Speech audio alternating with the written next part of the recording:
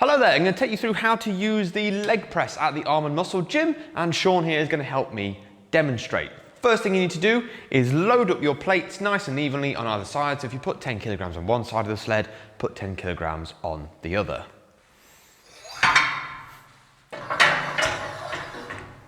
To get into position, step in the hole inside the leg press and put your hand on the handle on the sled to lower yourself down in position on the seat.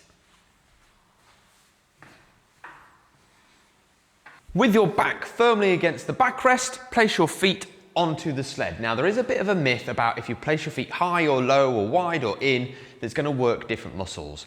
Doesn't really matter, it all works your quads and it all works your glutes. So best thing to do, just put your feet where you find them comfortable for the maximum range of motion.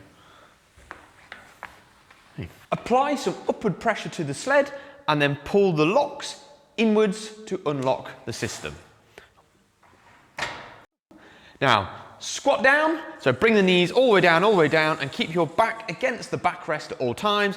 Breathe out and push back up. And we keep going through this for the number of reps you want to do.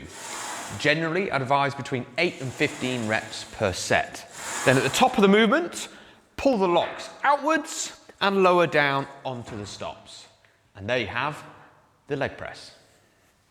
As a bonus, we're going to show you how to do calf raises on the leg press as well. So you'll place your feet on the bottom of the pad here. There's a bit of an angle on the bottom, which will give you a stretch on the calf muscle as well. You don't need to unrack for safety bars because it's not going to go low enough. So pushing through the ball of your foot and your toe, you're going to push up. Yeah, and with control, lower that back down until you feel the stretch in the calf, and press again to go up, and control it back down with a brief pause at the top. And when you finish your set, you'll bring that slowly back towards the safeties under control, like so.